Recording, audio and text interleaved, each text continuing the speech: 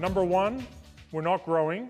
We understand why. We've been restructuring, less brands, so on, but we need to get back into growth mode. We haven't really started to fully commercialize our scale to get to those biggest cost drivers, material, freight, so on. And as a result of that, our business model is pretty fragile. The good news today, strong balance sheet. We are making money despite the fact that it's from a relatively narrow part of the business. So we have a window to get after this. But that window is pretty narrow because the situation we're in is not going to last forever in its current state.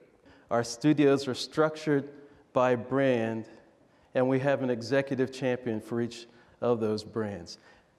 The significance of it is, and I must tell you that the organization up to that point was structured around architectures and different categories of vehicles. For example, the mid-size crossover studio. If they got the assignment to do a Chevrolet crossover, they got all the rules, all of the information around Chevrolet, and they would do a great crossover for Chevy. Then the next project will come in, maybe a GMC, and they get the GMC rule book. The next would be a Buick. Now in a brand structure, the Buick studio, for example, does nothing but Buicks. They live Buicks day in and day out, and not only do they do great Buicks, but they challenge themselves to progress the brand and to get more reach into the work that they are doing, and that commitment to the brand is extremely important. We, for many, many years, have deep vehicle capability in many countries that we have major market share around the world. We also have country managers that have very good and are in tune with what the customers expect in the segments in which they're going to compete and what really will be the wow for those customers. We need to capture all that information, but we need to do it up front. Are we going to get it perfect every time? No. But frankly, I don't know another OEM that competes that has the global reach and the knowledge that we should be bringing to the table at this point in time to set up a vehicle. Because if we set up the vehicle right, it really allows us to execute much more quickly.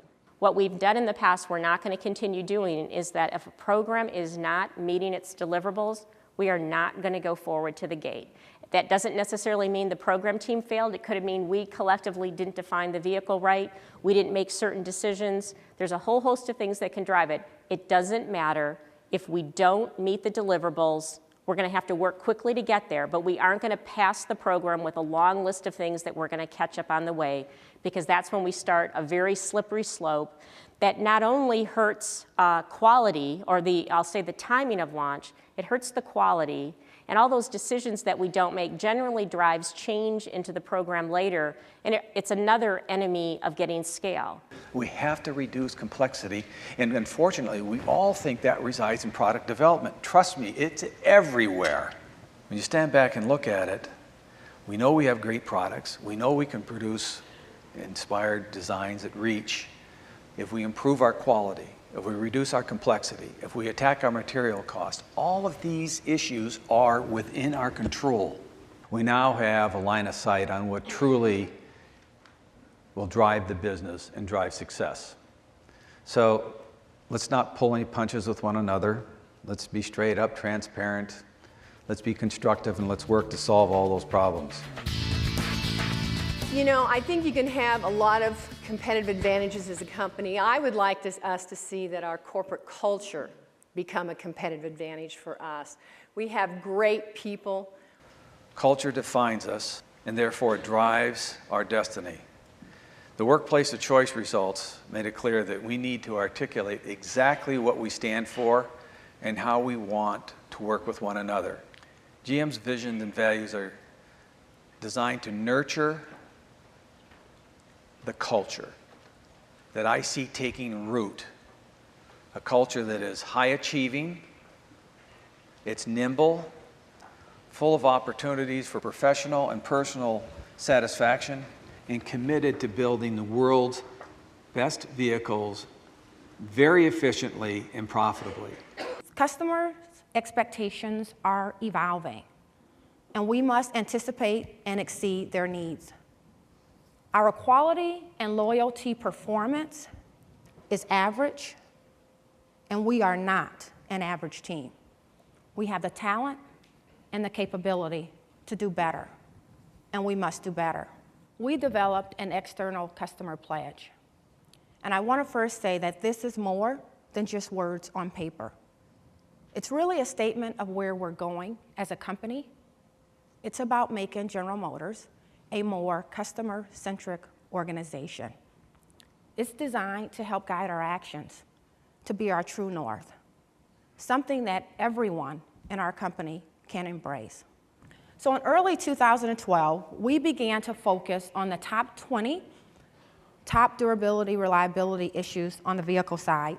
For 2013, we're expanding this focus to not just include the top 20, but we're looking at the top 100.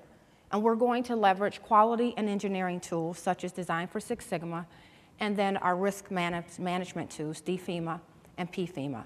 We know that 82% of our customers will experience at least one of these failures in the first 3 years of ownership, 82%. And then 100% of them will experience at least one of the failures within 100,000 miles. So by killing these issues, we will have a positive impact on every customer who purchases one of our vehicles.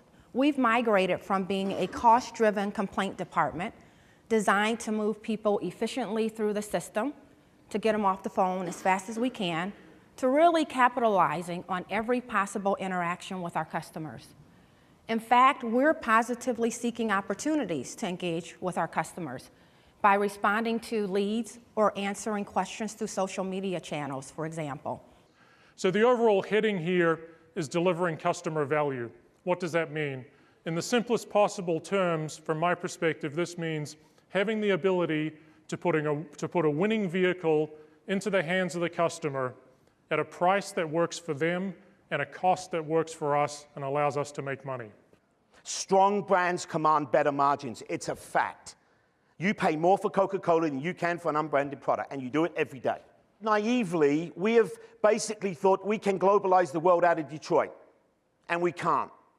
But we do need to stand for something so that we can unite around something and we can give the inspiration to our people. So what's our vision over the next 10 years? We've made incredible progress. This is an audacious one, but we want to become the top global automotive brand in the next 10 years. We want to move the human spirit through the power of ingenuity. We want to move the human spirit through our design. We want to have passion in everything that we do. And we're going to have a tagline, which is, find new roads. It's a promise to our customers. It's a promise that we're going to be innovative. That when you buy our product, we're going to put you in the middle, and we're going to do really smart things that make your life easier. We're not going to sell you technology. We're not going to create cars that no one's ever asked for. We're going to put the customer in the middle, and then we're going to build it out. And we're going to thrill them and delight them with the innovative way we look at building cars. No, we're not here to be competitive. We've been competitive for years and lost. Competitive is not the language of champions. The language of champions is we are the best, and we will be the best, and we will be faster and more innovative than anyone that's there. And then finally, we do need this global consistency. We can't have all these chefs going off and baking their own cake and making it all feel different, because we are stronger together than we are when we're apart. So what we've done and what I've shown you today is we've created this global platform that we're all going to stay on and we're all going to use. But what you're going to do is you're going to cleverly make sure that you have the right insights and relevance in the local market to bring it alive. When you do that, that's where the magic is. Now's the time. This is it. It's our time. I feel 100 times better than I did 2 or 3 years ago. I hope you do as well. I think we've got the best team on the field. We got to quit talking. Halftime's over. We got to go out there and we got to produce. I'm betting on you.